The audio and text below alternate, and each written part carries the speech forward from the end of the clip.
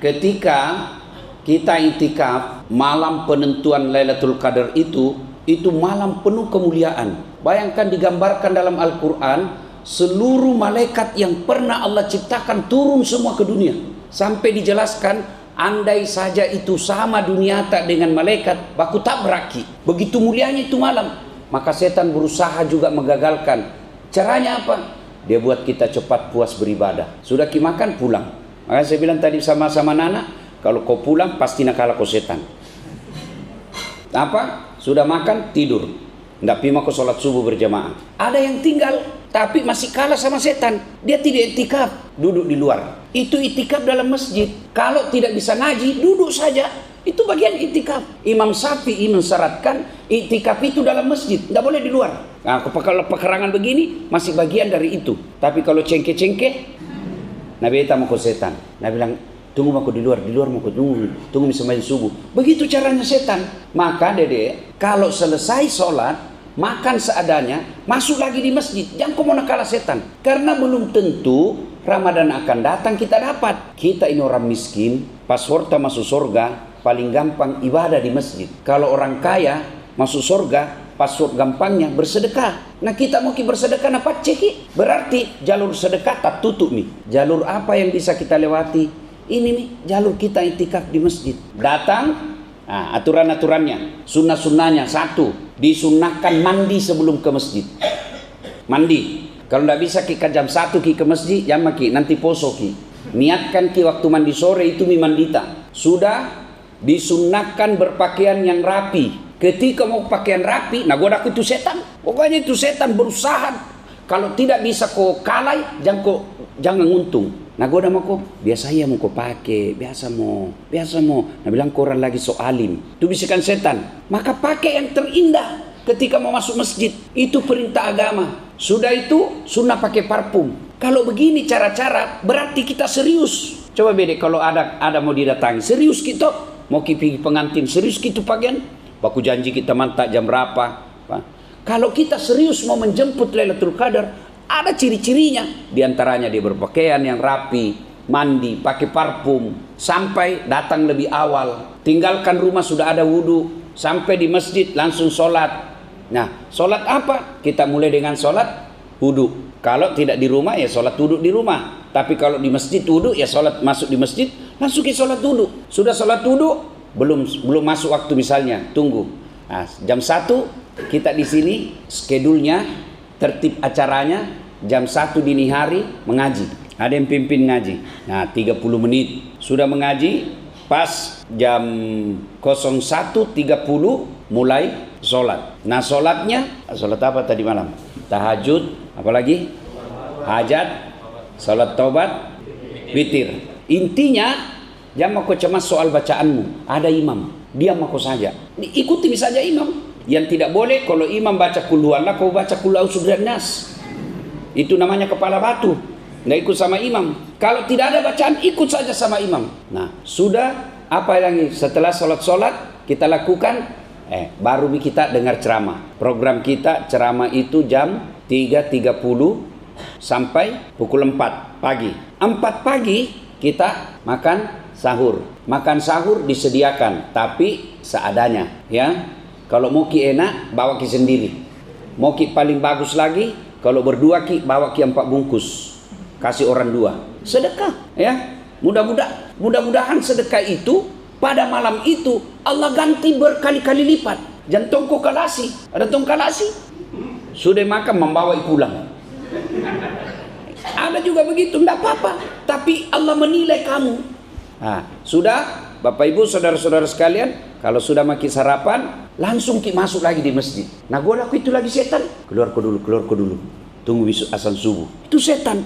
Maka perangi setan selama ini. Karena belum tentu Ramadan yang akan datang kita dapat. Ada kakak saya 3 hari sebelum Ramadan meninggal dunia.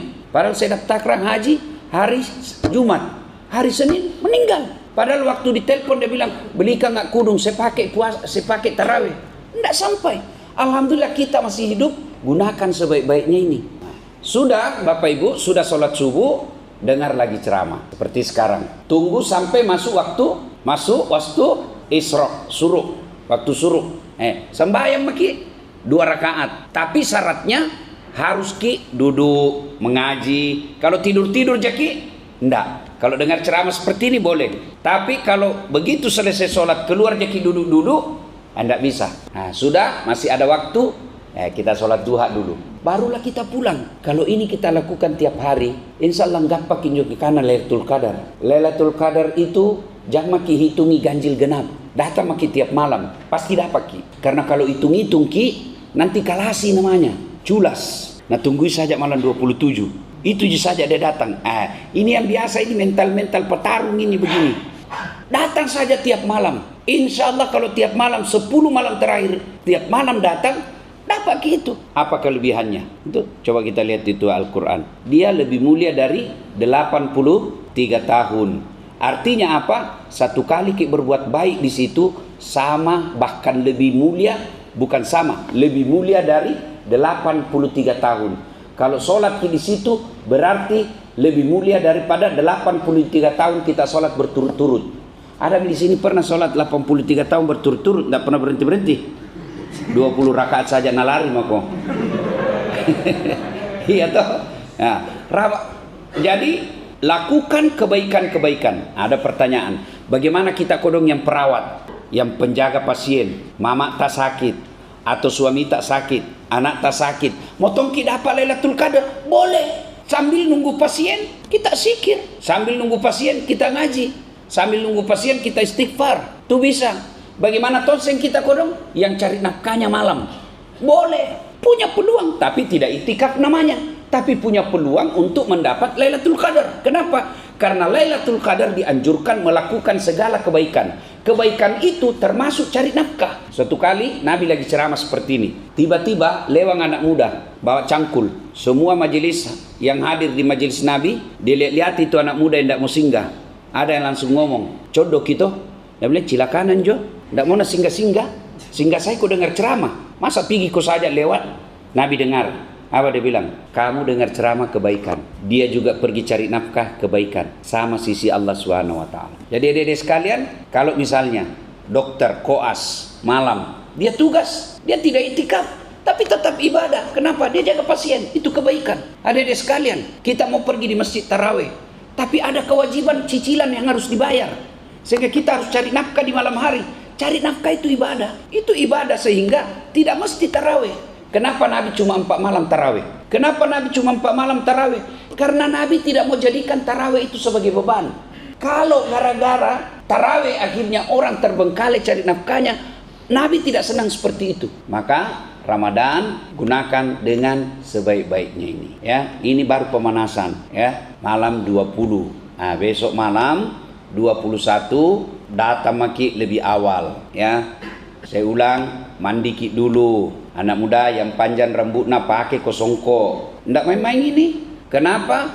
Karena kalau kau sujud dan menghalangi rambutmu itu, ada ulama mengatakan kamu tidak sujud karena terhalang jidatmu dengan rambutmu. Nah, adik-adik sekalian, pakai songko, pakai rapi, pakai parfum. Kalau kita berat badan sedikit, jangki yang sempit-sempit ke masih. Toh, jangki kodong yang sempit-sempit, sempit belakang, sempit baju, begitu ruku kok masih baik dilihat, sujud ada celengan. Ya toh? Nah, berpakaian yang indah. Nah, apalagi ajak orang kepada kebaikan. Ajak temanmu, ayo malam ini tidak mau, ajak lagi besok. Dia tidak datang, ajak lagi. Kenapa? Setiap kau ajak dapat pahala. Dia tidak datang, kau tetap dapat pahala. Telepon jangan berhenti sebelum dia bilangnya tunggu mapale. Itu bagian daripada dakwah. Ternyata sampai di tidur dapat pahala. Ada mi kemauannya. Jalan mi, ya. Bapak Ibu bawa ya nak tak, ya. Kalau tidur di pale, alhamdulillah dia mulai belajar. Lakukan kebaikan-kebaikan di menunggu Lailatul Qadar ini. Dah ya, ini petunjuk praktis. Nah, sekarang berapa mi puasa? 20 mi. Berarti mestinya tujuan puasa itu sudah mulai ada nih berbekas di hati.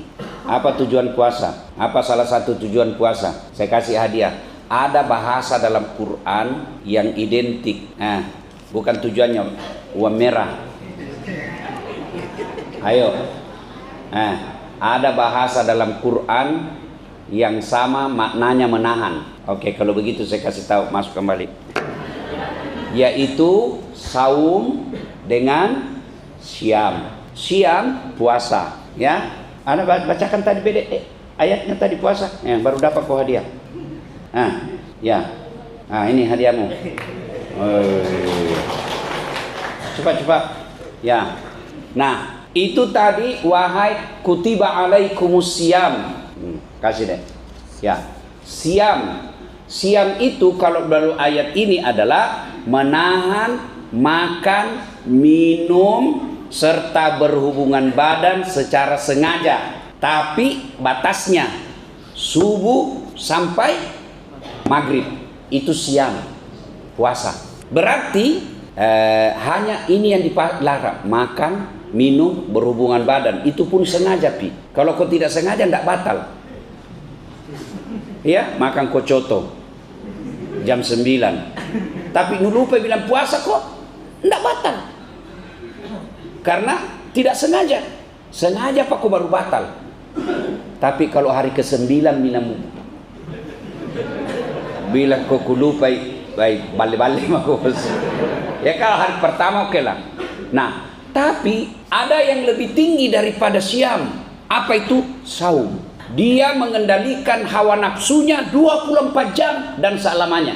Kalau puasa, Ramadan pi. Itu yang diperintahkan dalam Quran. Al-Baqarah 183, itu Ramadan pi. Tapi saum 24 jam sampai akhir hayat. Itu lebih tinggi derajatnya. Nah sekarang adik-adik sekalian, sudah mito puasa ada nih efek-efeknya. Apa efek-efek puasa itu? Salah satu diantaranya membentuk la'allakum tattaqun. Kalau saya tidak salah pernah bisa jelaskan di sini. Apa itu takwa? Ya, Ubay bin Ka'ab. Saya jelaskan dulu siapa ini Ubay bin Ka'ab. Ubay bin Ka'ab ini, adik-adik sekalian, dia paling pandai membaca ayat suci Al-Quran. Enak rasa pendengarannya. Sampai Nabi pernah diperintah oleh Allah Subhanahu wa taala, Muhammad baca Quran di depannya Ubay bin Ka'ab. Sampai Ubay bin Ka'ab berkata, "Ya Rasulullah, apa betul Allah menyebut namaku?" Iya, untuk membacakan Al-Quran. Kemudian Ubay bin Ka'ab ini juga imam tarawihnya Rasulullah Muhammad sallallahu alaihi wasallam. Ubay bin Ka'ab juga inilah yang banyak mengajarkan langgam membaca ayat suci Al-Quran kepada sahabat di generasi awal. Ubay bin Ka'ab juga inilah yang menjadi salah satu dari 3 juru catatnya Rasulullah Al-Quran. Nah, pernah ditanya, "Wahai Ubay, apa itu takwa?" Umar bertanya. Lalu Ubay bin Ka'ab menjawab, "Ya Umar, pernahkah engkau berjalan bersama Nabi di bebatuan cadas?" Tahu batu-batu cadas toh? Batu-batu itu kalau diinjaki robek-robek kaki. Anak-anak sekarang pasti tidak ada apa. Kalau saya kuda apa ki? Ya, batu-batu gunung yang keras. Kalau diinjak bisa robek kaki. Nah, kata Nabi, "Pernah enggak kamu jalan bersama Nabi melewati batu cadas?" Kata Nabi Umar, "Iya pernah." "Apakah Nabi mundur setelah mendapati batu itu?" Kata Ubay, "Tidak. Tapi Nabi melangkah dengan penuh kehati-hatian." Lalu Ubay bin Ka'ab berkata, "Itulah takwa, kehati-hatian." Hati-hati apa dek? Satu, hati-hati kau pakai medsos. Jangan sampai medsosmu jadi panen dosa. Jangan sampai medsosmu hanya menghabisi amalmu. Bukan cuma tambah dosa, dia habisi amal. Kenapa habis amal? Karena dia sebar konten-konten yang tidak mendidik, konten-konten jorok, konten-konten dengki, konten-konten yang tidak bagus. Itu menghabisi amal. Maka hati-hati pakai. Apalagi sekarang adik-adik sekalian, jangan sampai kau terlalu gampang dengan gambar video. Sekarang ada teknologi namanya AI. Tulisannya AI, tapi bacana AI. Tidak tahu bahasa Inggris beda. Ya, AI. Dan itu adik-adik sekalian, muka-muka saya, suara-suara saya, tapi kontennya hoax. Ini baru-baru ini, saya lihat lagi. Sudah lebih jutaan juga penontonnya. Baru-baru viral, Ustadz Kondang Dasat Latif datang ke Banten yang ada pelipat ganda uang. Itu video hoax. Dia potong video saya. Ada lebih parah, muka-muka saya, suara-suara saya, jual obat kuat. Coba air Samsam tidak apa-apa, sejadah ada apa-apa, obat kuat. Wah, Langsung saya japri, saya bilang hapus kau itu, kalau enggak aku tuntut kau itu, saya masih kuat. Ya kan? Nah hati-hati. Maka hati-hati adik-adik sekalian menggunakan media. Orang yang berhasil puasa, dia berhati-hati menggunakan medianya. Yang kedua, berhati-hati kau pilih teman. Banyak orang akhirnya hancur akhlaknya gara-gara salah pilih teman. Bagaimana ciri-ciri teman yang baik? Lihat sembayangnya. Kalau baik sembayangnya, berteman kau. Tapi kalau tidak sembayang, jangkau. Mana gambar lagi? Mana anak mobil-mobil ki? Tapi kalau tidak sembayang, jangan kau percaya. Tuhan saja nak tipu. Jangan kau percaya. Yang kedua, teman yang baik itu dah ajak kau kebaikan. Wih, ada kajiannya, ada saat latih. Ayo ke sana. Genggam tangannya. Itu orang baik. Yang ketiga, kalau dia kritik kau ketika kau salah, itu teman yang baik. Salah kini bos, nggak bening bicaranya. Itu teman yang baik. Hati-hati milih teman. Kemudian ketiga, ini yang sudah punya kerja dan mau menikah, hati-hati milih pasangan. Hati-hati milih pasangan. Banyak orang akhirnya berdosa sama orang tuanya gara-gara salah milih pasangan. Maka kehati-hatian adalah sifat dari orang-orang yang bertakwa. Nah, ibu bapak, saudara-saudara sekalian, apalagi sifat takwa itu? Sifat takwa setelah kehati-hatian, kata takwa kalau diterjemahkan ke bahasa Indonesia takut. Tapi takutnya beda, takut kepada Allah dengan takut kepada manusia. Kalau takut kepada makhluk, bapak takut sama ular, menjauh toh. Bapak takut sama istri, menghindari, iya kan? Takut sama anjing, lari ki. Tapi kalau takut kepada Allah, bukan menghindari, bukan menjauh, tapi mendekat. Dan cara mendekat itulah bulan suci Ramadan. Nah Bapak Ibu, malam Ramadan ini kita mendekatkan diri kepada Allah. Datang untuk mendekatkan diri supaya apa? Wujud ketakutan kita kepada Allah. Kalau sudah terwujud ketakutan kepada Allah, maka Allah janjikan, man yattaqillaha, siapa yang bertakwa kepada aku, yaj'allahu mahraja, diberikan jalan keluar yang tidak disangka-sangka, diampuni dosanya, dikasih rezeki yang tidak disangka-sangka, Allah angkat derajatnya. Syaratnya hanya takwa. Dan untuk meraih takwa itu memanfaatkan 10 malam terakhir yang sisa-sisa, insya Allah tidak terasa toh. Rasanya baru kemarin keluar hari pertama, pulangnya 10 malam terakhir bisa dia. Nah, waktu sangat cepat berjalan, maka manfaatkan dengan sebaik-baiknya. Bapak saudara-saudara sekalian, ini mau saja kita sampaikan. Sesungguhnya saya capek sekali ini juga. Tidak tahu arah kamu bertanya atau tidak, tapi jangan kayaknya. Tapi karena siapa tahu ada mau bertanya, boleh Tonji, silakan. Kalau ada mau bertanya, ibu-ibu, atau ada mau usulkan apa, boleh. Ada keluhan, ya silakan ibu. Oh tadi malam ada yang bertanya, Ustadz, bolehkah janda pergi itikaf? Jangankan janda, jomblo saja boleh. Boleh bu, ya boleh. Ada yang tanya saya di IG. Ya silakan bu. Waalaikumsalam warahmatullahi wabarakatuh. Ya, cocok ibu. Sedekat-dekat aku dengan hambaku adalah ketika dia sujud, maka banyak-banyaklah dia berdoa pada saat sujud. Ya, berdoa pada saat sujud itu bu, tidak mesti panjang-panjang. Ya, tidak mesti panjang. Kenapa? Karena berjamaah orang. Nah, kalau mau paling panjang-panjang, selesai ki berjamaah, sholat maki sendiri. Misalnya orang makan, sholat maki sendiri di sujud terakhir, atau baru tiba ki. Nah bagaimana kalau tahajud? Sholat tahajud ibu lebih mulia, ibu ikuti imam. Karena kalau imam sudah naik, ibu masih sujud, tidak ikut namanya itu. Harus sebelum imam assalamualaikum harus selesai maki sujud. Bolehkah ditunda? Boleh. Tapi selama imam belum mengucapkan assalamualaikum warahmatullah. Ketika imam sudah bilang assalamualaikum warahmatullah, ibu masih sujud, maka dia batal berjamaahnya. Kenapa? Karena tidak taat sama imam. Ya, jadi ketika berdoa, ambillah doa yang narangkum mi semua, nambah semua mi. Itu mi doa sapu jagat. Nambah semua mi itu di dunia hasanah, wa fil akhirati hasanah. Kalau caraku saya ibu, tidak dalam sujud itu terus. Misal di 2 rakaat pertama yang saya minta umur panjang, itu saya ulang 3 menit atau 2 menit. Di 2 rakaat berikutnya saya minta lagi apa? Tambahan rezeki. Di 3 rakaat berikutnya saya minta lagi apa? Saya minta ya Allah tambahkan ilmu, berikan saya kemudahan dalam berucap. Ya, Tapi kalau kita mau gabung itu dalam satu sujud, 5 kita minta pasti panjang nih. Nah, makanya jangan lagi terjadi.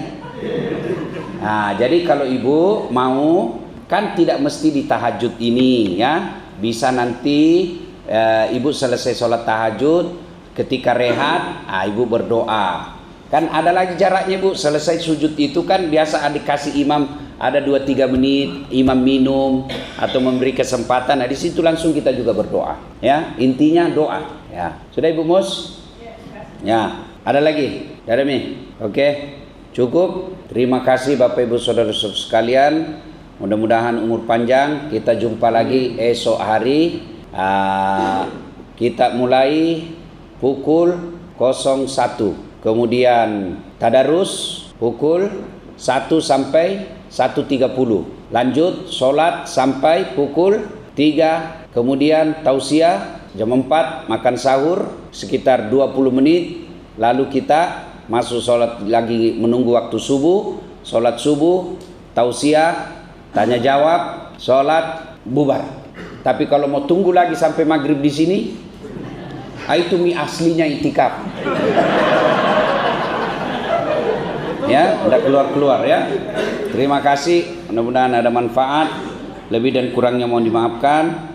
Mohon maaf jika ada pelayanan yang tidak menyenangkan. Kalau ada kita mau saran, sampaikan ke adik-adik panitia. Ya, adik-adik panitia juga yang selalu ada di depan di sini, jangan terlalu banyak bikin gaya, mengganggu konsentrasinya jamaah. Kalau mau duduk di depan, pakaian yang rapi, ya, pakailah yang standar moral yang bagus. Jangan lalu-lalang mengganggu jamaah. Nanti jamaah nak bilang talekang, ya, membuat fitnah. Kemudian adik-adik kalau sudah makan, mohon kerjasamanya, sampahnya dibuang. Kalau kita tidak bisa bersedekah dengan membersihkan masjid, sedekahlah dengan mengurus masjid, jangan buang sampah. Kemudian ikan-ikan yang ada di kolam, jangan sampai ada yang buang air gelasnya, bekas gelasnya ke kolam. Tak, tolong kasihan kita atur ini ya, karena kalau nyaman sini enak tongki kita beribadah toh. Ya, demikian, mudah-mudahan ada manfaat. Sebelum kita akhiri, mari kita berdoa. Kita awali dengan mengirimkan suratul Fatihah kepada Rasulullah Muhammad SAW. Khasiat dan keutamannya kita ikhlaskan untuk orang tua kita masing-masing. Al-Fatihah.